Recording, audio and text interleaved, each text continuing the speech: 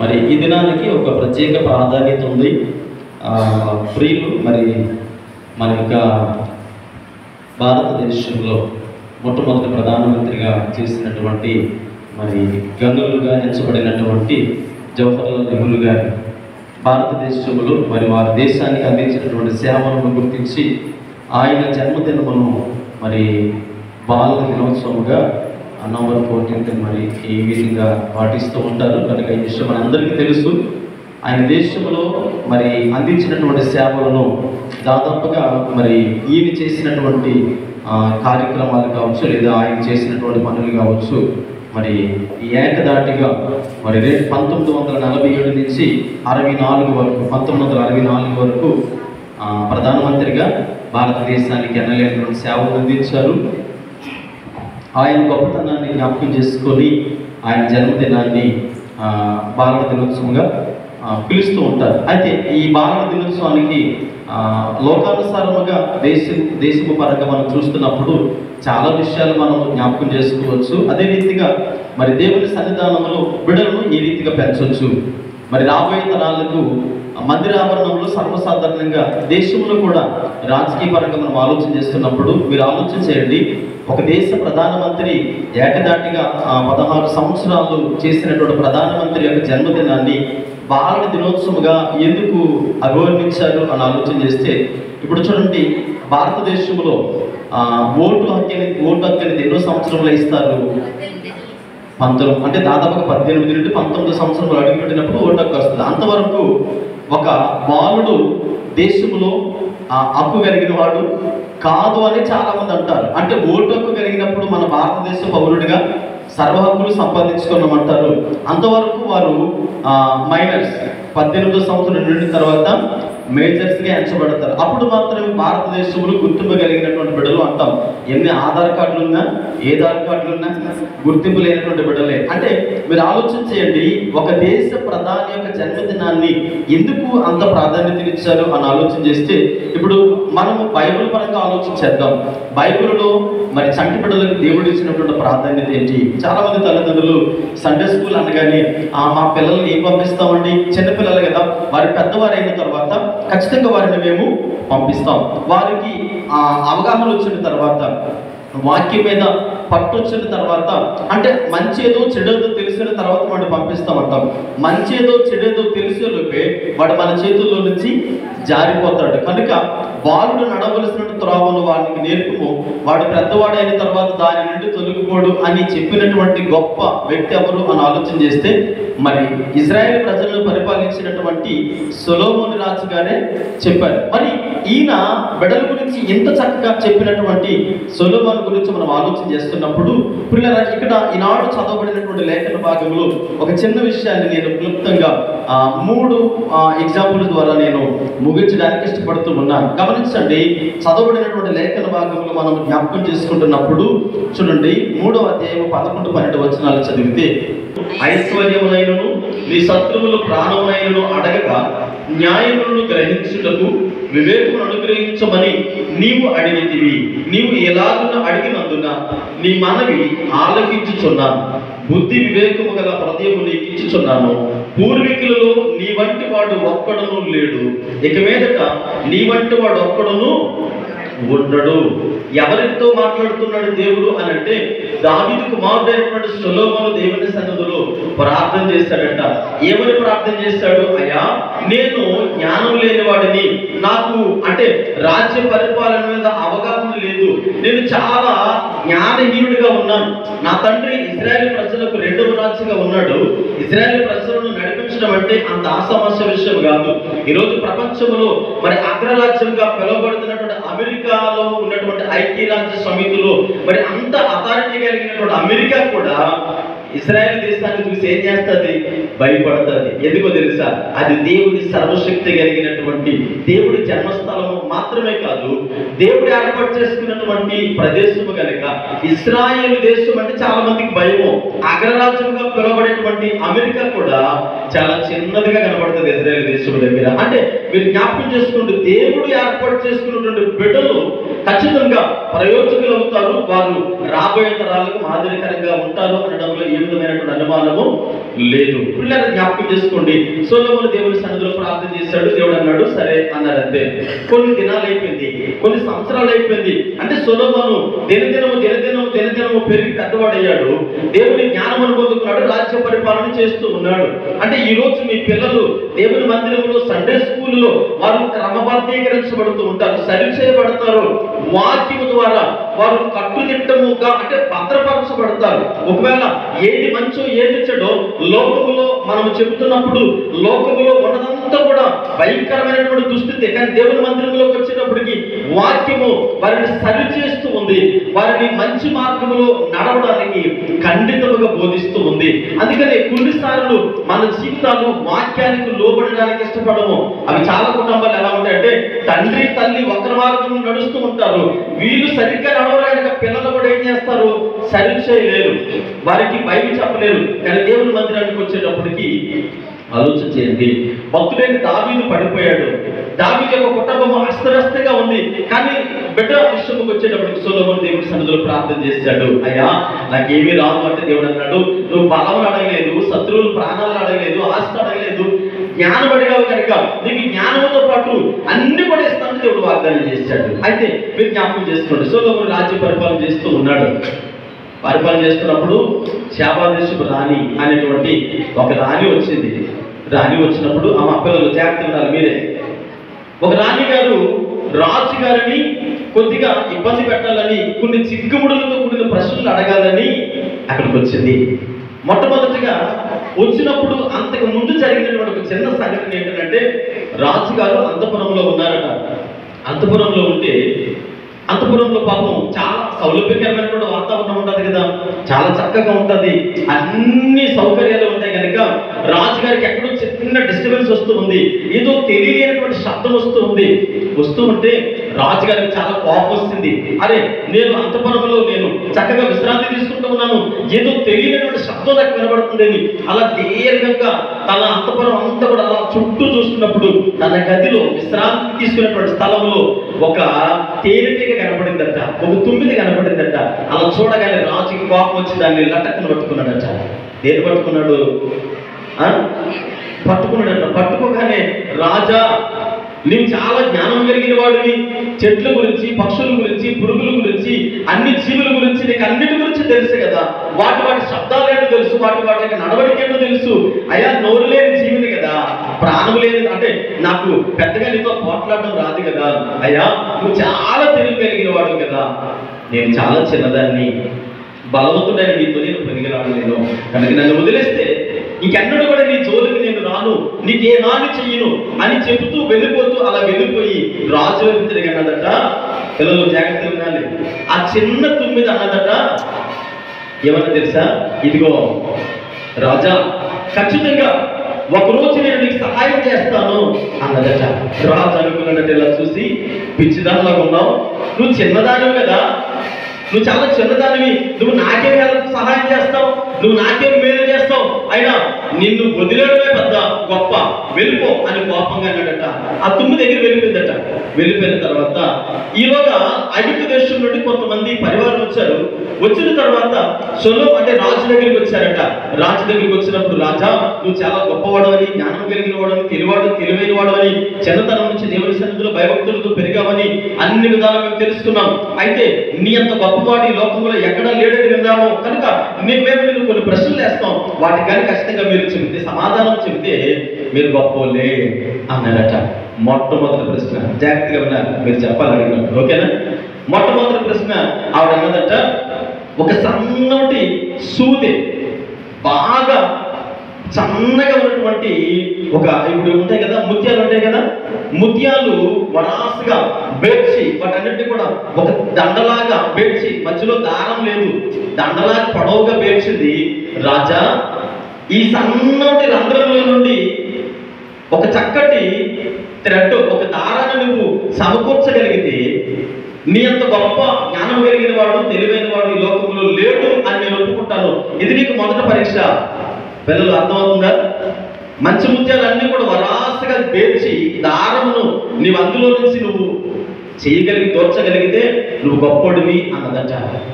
రాజు అన్నాడట, ఓ ఇదెంతలో మాట, అని చెప్పి ఆ మంత్రి వర్గాన్ని అంతటి పిలిచి ఒక సన్నోటి పట్టు పురుగుని తీసుకురండి అన్నాడట. చిన్న పట్టు పురుగు, చిన్నది, ఈ పదం జాగ్రత్తగా గమనించండి. చిన్న పట్టు పురుగుని తీసుకొచ్చి ఆ మంచి ముత్యాల దగ్గర మొదటి పూస దగ్గర పెట్టినప్పుడు ఈ చివరి నుంచి ఆ చివరి వరకు అలా వెళ్ళేలా తిరిగి వచ్చేటప్పటికి పట్టు పురుగు దేని తయారు చేస్తుంది? థ్రెడ్, దారాన్ని తయారు చేస్తుంది. అది చివరి నుంచి ఆ చివరికి అలా బయటకు వచ్చేటప్పటికి సన్నటి దారం తయారైందట. ఆ దండం తీసి ఆ రాణికి అప్పగించాడట. ఆశ్చర్యపోయిందట. అరే, ఇంత తక్కువ సమయంలో ఇంత అంటే అద్భుతంగా ఎలా ఆలోచించగలిగాడు? చిన్న పురుగు రాజుకి ఇచ్చినటువంటి జ్ఞానం బట్టి ఆ చిన్న దారం ద్వారా మంచి ముత్యాలు దండలు తయారు చేసి ఇచ్చారు. ఓకే అనుకుంది, ఓకే నీ జ్ఞానం గొప్పదే. రెండవది, ఇంకొక ప్రశ్న నేను వేస్తూ ఉన్నాను. రెండవది ఏంటంటే, ఒక గదిలో ఆడపిల్లలు, మగపిల్లలు, చిన్నపిల్లలందరినీ కూడా గదిలో ఉంచారట. దాదాపుగా ఒక 100 మంది పిల్లలను గదిలో పెట్టి అందరినీ కూడా ఒకేలాంటి అలంకరణ, అందరినీ అమ్మాయిలాగా తయారు చేసి ఎవరిని చూసినా అరే ఇందులో ఏ తేడా లేదు, అందరూ ఒకలాగే ఉన్నారు అన్నట్లుగా రాజుగారు ఆ గది దగ్గరికి వెళ్ళగానే, మంత్రివర్గం అంతా అక్కడికి వెళ్ళగానే అనుకున్నారట, ఆ గదిలో చూసిన పిల్లలందరూ కూడా అందరూ ఆడపిల్లలు తయారు చేస్తారు. అందులో మగపిల్లలు ఉన్నారు, ఆడపిల్లలు ఉన్నారు, చిన్నపిల్లలు. అయితే రాజుగారు చూసి అనుకున్నారట, అందరూ అనుకున్నారు అరే రాజుగారు పోల్చుకోలేరు అనుకున్నారట. అయితే రాజుగారు అన్నారట, ఏం లేదు, ఇందులో గిన్నెలతో ఒక్కొక్కరు ఒక్కొక్క పాత్రతో బురద నీళ్ళు తీసుకోండి. మట్టి నీళ్ళు అంటే ఒండ్రు ఉంటుంది కదా, కొద్ది బురద నీళ్ళు ఉంటాయి కదా, బురద నీళ్ళు తీసుకొని మీరు ఒక్కొక్కరి దగ్గరికి వెళ్ళి ఆ 100 మంది పిల్లల దగ్గర 100 మంది ఆ సైనికులు నిలబడండి. ఇప్పుడు ఒక్కొక్కరు తీసి ఆ నీళ్ళతో ఏ గడుకోవాలి, మొఖాలు కడుక్కోవాలి అని చెప్పేసి రాజుగారు అనగానే ఒక్కొక్కరు ఇలా మొఖాలు కడుక్కుంటున్నారట. అంటే మగపిల్లలు దోసులతో తీసుకొని మొఖాలు కడుక్కుంటూ ఉన్నారు, ఆడపిల్లలు వేళ్ళు మాత్రమే ముంచి శుద్ధిమెత్తంగా మొఖాలు తుడుచుకుంటున్నారట. ఎందుకని అప్పుడు రాజుగారు అన్నారట, వేళ్ళు మాత్రమే ముంచిన వారందరూ ఆడపిల్లలు, ఇలా ఏమి ఆలోచించకుండా తీసి మొహం కడుక్కున్న వాళ్ళందరూ మగపిల్లలందరినీ ఇటువైపు, ఆడపిల్లలందరినీ అటువైపు తీసుకెళ్ళినట్టే. రాణి ఆశ్చర్యపోయిందంట, అరే ఇందులో కూడా రాజు గెలిచేసాడే. అంటే చిన్న పిల్లలు ఒక చిన్న ఆలోచన ద్వారా రాజు ఇచ్చినటువంటి ఆ చక్కటి రెండవ ప్రశ్నకి సమాధానము దొరికింది. ఇక మూడో ప్రశ్న వస్తుంది. రాణి అనుకుంది, అయ్యా ఇక మూడో ప్రశ్న వేస్తూ ఉన్నాను, పిల్లలు జాగ్రత్త వినాలి. మూడో ప్రశ్న వేస్తూ ఉన్నాను, ఇది కానీ చెబితే దేవుడు నీకు ఇచ్చిన తెలివిని, జ్ఞానముని, వివేకమును, నీవే గొప్పవాడు అని ప్రపంచంలో ఒప్పుకుంటానయ్యా. ఇది కానీ చెప్పకపోతే ఇక నువ్వెన్నడూ కూడా నేను తెలివైన వాడు, నీ దేవుడు నాకు జ్ఞానం ఇచ్చాడని చెప్పొద్దు అన్నదట. సరే అమ్మా చెబుతాను అన్నారట. అప్పుడు తన రాజ్యంలో ఐగుప్తు దేశంలో నుండి అద్భుతకరమైనటువంటి శిల్ప కళాకారులు ఎవరైతే ఉన్నారో వారందరినీ గ్యాదర్ చేసి రాజుగారు తోటలో నుంచి ఒక పుష్పాన్ని రప్పించి, ఆ పుష్పము ఎలాగైతే ఉందో మిగిలినటువంటి 99 పుష్పాలు కూడా రాజుగారు తోటలో నుంచి తీసుకొచ్చిన పుష్పాలలాగే తయారు చేయాలి, చిన్నది కూడా తేడా రాకూడదు అని అంటే ఆ 100 పుష్పాలు ఆ అంతఃపురంలో పెట్టబడ్డాయి. రాజుగారు అక్కడికి వెళ్ళారు. అన్ని ఒకేలాంటి సువాసన వెదజల్లుతూ ఉన్నాయి. దాని మీద జల్లినటువంటి పరిమళ తైలం ఏదైతే ఉందో అందరూ కూడా అనుకున్నారు, మంత్రివర్గం చూశారు. చివరికి రాజు కూడా అంతఃపురంలోకి వెళ్ళి ఆ పూల తోట మధ్యలోకి వెళ్ళి 100 పుష్పాల మధ్యలో దేని వైపు చూస్తున్నారు, అన్ని ఒకేలా ఉన్నాయి. రాజు అనుకున్నాడు, ఖచ్చితంగా నేను ఓడిపోతాను అనుకున్నాడు. ఈ చివరి నుంచి అలా 4-5 సార్లు తిరుగుతూ ఉన్నాడు. అయిపోయింది, ఇక నేను ఓడిపోతాను అనుకున్నాడు. అలా ఓడిపోతాను అని ఆలోచన చేస్తున్నటువంటి సమయంలో ఒక చిన్న శబ్దం రాజుగారి చెవిలో పడిందంట. ఒక చిన్న శబ్దం రాజుగారి చెవిలో పడితే, ఏంటి ఆ శబ్దం, ఇది ఎక్కడో విన్నట్టుగా ఉంది అని రాజు కొద్ది చెంపలాగా అటువైపు వేస్తే, మొదట్లో చిన్నది అని, ఇలా నువ్వు నాకేం సహాయం చేయగలవు, నీ వల్ల ప్రయోజనం ఏంటి అని తన పిడుకుల్లో చంపేయకుండా పో అని వదిలేసినటువంటి ఆ చిన్న తుమ్మిద ఒక పుష్పం మీద బాగుందంట. రాజుగారి అక్కడికి వెళ్ళగానే, రాజా నేను అన్నాను కదా ఒకరోజు ఖచ్చితంగా నేను నీకు సహాయం చేస్తానని, నీవు ఆపదలో ఉన్నప్పుడు అవసరమైనప్పుడు ఖచ్చితంగా నేను నీకు సహాయం చేస్తానని వాగ్దానం చేశాను కదా, నువ్వేం అనుమానం పడవలసిన అవసరం లేదు. నీ తోటలోంచి తీసుకొచ్చినటువంటి నిజమైనటువంటి పుష్పము ఇదే, నువ్వు కట్ చేసి తీసుకుని వెళ్ళి రాణి చేతికి ఇవ్వు అన్నదట. పిల్లలు జ్ఞాపకం చేసుకోండి, చిన్న పిల్లల విషయంలో చాలా సందర్భాల్లో మనం ఎలా ఆలోచన చేస్తామంటే, ఇప్పుడు చిన్నోడండి, ఈ అమ్మాయి చిన్నదండి, వీళ్ళు ఎందుకంటే ఇప్పుడు ఇచ్చే మందిరానికి అని అంటే వారికి ఇచ్చేటువంటి జ్ఞానము మామూలు జ్ఞానము కాదు. మనము పిల్లలకి ప్రాధాన్యత ఇవ్వలేకపోతున్నాము, పిల్లల మీద మనసు పెట్టలేకపోతున్నాము. కానీ దేవుడు వారి విషయంలో ఎంత చక్కటి మాటలు పలుకుతున్నాడంటే చూడండి, మార్కు సువార్త 10వ అధ్యాయము 14వ వచనం చదవండి. మార్కు సువార్త 10వ అధ్యాయం 14వ వచనంలో యేసుక్రీస్తు ప్రభువు వారు చక్కటి మాటను జ్ఞాపకం చేస్తూ ఉన్నారు. మార్కు సువార్త అమ్మా యేసు అది చూచి కోపపడి చిన్న బిడ్డలను నా యొద్దకు రానియుడి, వారిని ఆటంకపరచవద్దు, దేవుని రాజ్యము ఇలాంటి వారిదే, చిన్న బిడ్డ వలె దేవుని రాజ్యము అంగీకరింపనివాడు అందులో ఎంత మాత్రము ప్రవేశింపడని మీతో నిశ్చయముగా చెప్పుచున్నాను. అంటే ఇప్పుడు దేవుడు చిన్న బిడ్డలకు ప్రాధాన్యత ఇచ్చాడా, తృణీకరించారా? ఏమండి, జ్ఞాని అయినటువంటి సొలొమోను చిన్నతనం నుంచి దేవుడి సన్నిధిలో పెరగడము ఆయనకి గొప్ప జ్ఞానమును కలిగించింది. ప్రపంచంలో ఎప్పటికీ అంతటి జ్ఞానం కలిగిన వాడు పుట్టలేదు. ఈరోజు మీ పిల్లల గురించి ఏం ఆలోచన చేస్తూ ఉన్నారు? వారు యవనస్తులుగా మారిన తర్వాత చూద్దామండి, వారు ఎదిగిన తర్వాత చూద్దామండి. ఈ లోకంలో జ్ఞానము మంచిదే, కాదనడం లేదు. కానీ పరలోకపు జ్ఞానము ప్రాముఖ్యమైనది, వాక్యము జ్ఞానము ప్రాముఖ్యమైనది. దేవుని సముఖములో భక్తుడైన దావీదు తనకి రాజ్యమును, అధికారమును, ధనమును, వజ్రాలు, వైడూర్యాలు ఇవన్నీ ఇవ్వడం ఒకంతైతే, దేవుడి సన్నిధిలో నేను అనుకుంటాను సొలొమోను ప్రార్థన తన జీవితాన్నే కాదు ప్రపంచ చరిత్రనే మార్చేసింది. హల్లెలూయా.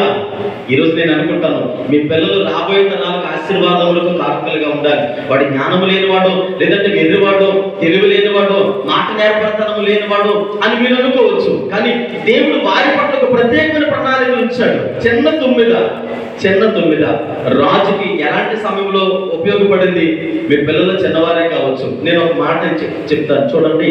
మీ ముందు నిలబడినటువంటి నేను, అమ్మ చూస్తున్నారా పిల్లలు, మీ ముందు నిలబడినటువంటి నేను మీలా సండే స్కూల్ స్థాయి నుంచే దేవుని సన్నిధిలో పెరిగాను. మా నాన్నగారు మరణ పడకల మధ్యలో ఉన్నప్పుడు డాక్టర్లు అన్నారు చచ్చిపోతారండి, ఆయన తీసుకెళ్ళిపోండి అన్నారు. అలాంటి సందర్భంలో సండే స్కూల్కి వస్తూ పాటలు నేర్చుకుంటూ, వాక్యాలు నేర్చుకుంటూ, చిన్న చిన్న కథలు నేర్చుకుంటూ అలా పెరుగుతూ ఉన్నప్పుడు నాకు ఒక మాట గుర్తొచ్చింది.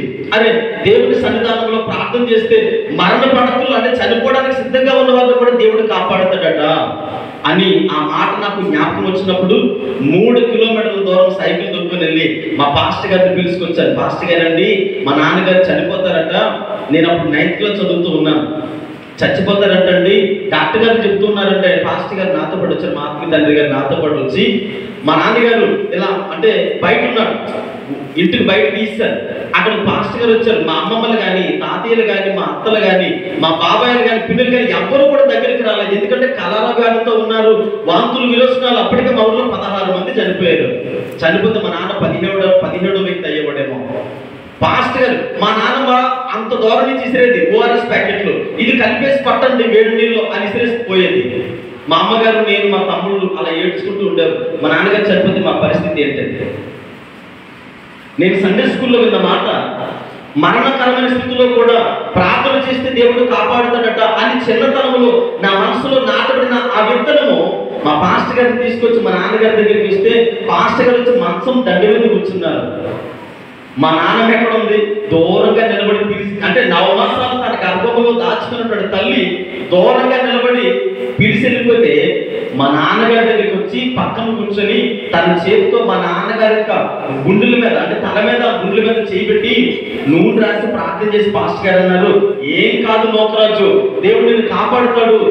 నోకాలుతున్న భక్తులు, నేను ఎవరిని కించపరచడానికి చెప్పడం లేదు, నా జీవితంలో నేర్చుకున్నటువంటి అనుభవాలు చెబుతూ ఉన్నాను. నీకేం పర్వాలేదు, దేవుడు కాపాడుతాడు అని పాస్టర్ గారు ప్రార్థన చేసి వెళ్ళిపోయారు. ఆ రాత్రికాల సమయంలో మా నాన్నగారు లేచి కూర్చున్నారు. అప్పటికే 1 రోజుల నుంచి వాంతులు విరోచనాలతో ఉన్న వ్యక్తి సడన్ గా మధ్యరాత్రులు లేచి కూర్చొని మా అమ్మగారి పేరు అప్పలరసమ్మ, దేవుడు నమ్ముకోలేని ముందు ఆవిడ అన్నారు, నాకు వేడి నీళ్ళు పెట్టి స్నానం చేయాలా అన్నారు. మేము అనుకున్నాము చావు తెలియదు అట్లాంటి చచ్చిపోయే ముందు అలాగే వింతగా మాట్లాడతారని. మా అమ్మగారు ఏడుస్తూ ఉన్నారు, నేను ఏడుస్తూ ఉన్నాను. ఏం అర్థం కావట్లేదు, భయం వేస్తూ ఉంది. చుట్టుపక్కల ఎవరు లేరు. ఆ సమయంలో ఏం పర్లేదు, నాకు వేడి నీళ్ళు మరగబెట్టంటే నేను కొన్ని పొలాలు తీసుకుని వస్తే మా అమ్మగారికి వేడి నీళ్ళు మరగబెడితే చక్కగా స్నానం చేసి కూర్చున్నారు. 1 గంట ప్రాంతంలో. ఇంకా తెల్లవారలేదా అన్నారు. ఇంకా తెల్లవారలేదు. మరలా ఒక అరగంట మీద ఇంకా తెల్లవారలేదా అన్నారు. ఇంకా తెల్లవారలేదు. సరేలే, ఎలా ఉంటే ఎలా ఉంటుంది, నువ్వు ఒక పని చేయి, ఇంట్లోకి వెళ్ళి లోపల ఉన్న ఫోటోలు అన్నీ కూడా బస్తాలో పెట్టు, గోను బస్తాలో పెట్టు అని అంటే నాకు అర్థం కాలేదు. మా నాన్నగారు అన్నారు, పిల్లోడు భయపడతాడు, నువ్వు వెళ్ళు, అవన్నీ గోను బస్తాలో కట్టేసి ఇదిగో పట్టుకుంటారా అనగానే ఇంట్లోకి వెళ్ళి అన్నింటినీ గోను బస్తాలో కట్టుకొని తీసుకొచ్చారు. నా నెత్తి మీద పెట్టారు ఆ మూట. ఊరు బయటకు తీసుకొని వచ్చిన తర్వాత అంటే దాదాపుగా 500 మీటర్ల దూరం వెళ్ళిన తర్వాత ఒక కాలం ఉంది. మా నాన్న అన్నాడు, అందులో పడేసే అన్నాడు. అంతే. అరే, బోర్డు అంతా కష్టపడి కొనుక్కున్నాం కదా, మంచి మంచి ప్రేమలు కట్టించుకున్నాం కదా, అవి ఉంచలే. ఇప్పుడు ఏమైందంటే ఏం మాట్లాడుకు పడేసే అన్నాడు. అంతే. మారు మాట్లాడకుండా కాలంలో పడేశాను. మా అమ్మగారు, నేను, మా తమ్ముళ్ళు, మా నాన్నగారు ఆ 3 కిలోమీటర్ల దూరం వారం రోజుల నుంచి బాగోలేనటువంటి నా తండ్రి పాస్టర్ గారి ఇంటికి వెళ్ళేటప్పటికి తెల్లవారుజాము 2:30 అయింది. 2:30 అయితే పాస్టర్ గారు అన్నారు, మా నాన్నగారు అన్నారు, డోర్ కొట్టు పాస్టర్ గారు. డోర్ అనగానే డోర్ కొట్టాను. వెళ్ళి డోర్ కొడితే పాస్టర్ గారు ఆందోళనతో కబుక్కున నిద్రమత్తుతో వచ్చారు. ఎవరండి అనుకోని అంటే, అరే ఏమైంది ఈ సమయంలో వచ్చారు అంటే, మా నాన్నగారు తీసుకురమ్మన్నారండి.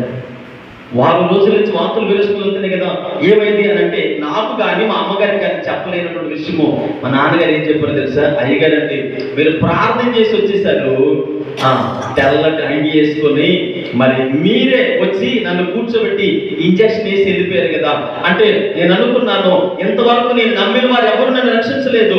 మరణంలో ఉన్నప్పుడు చావుకు కాటి పాలు చాపుకొని ఉన్నప్పుడు ఎవరో వస్తారు. నిజంగా నా కొడుకు చెబుతుండేవాడు, వాడిని కొట్టేవాడిని, హింసించేవాడిని. మీకు ఒక మాట చెబుతాను, ఈ వయసు నుంచి నేను సండే స్కూల్కి వెళ్తే నా తండ్రి ఎంత కఠినంగా ప్రవర్తించేవాడు తెలుసా? నేను సండే స్కూల్ నుంచి ఇంటికి రావడానికి గడగడలాంటి ఒలిగిపోయేవాడిని. ఎందుకంటే మా నాన్న తెలివిస్తుంటే కొట్టేస్తాడేమని. ఎంత అన్నం పెట్టడానికి నాకు నరకం చూపించేవారు. నువ్వు ఆ పనికి మనలో దేవుడి దగ్గరికి వెళ్ళావు కదా అని దారబంధ దగ్గర కూర్చొని శుభ్రం కొట్టేసి బయటనే వదిలేసేవారు, ఇంటి బయట.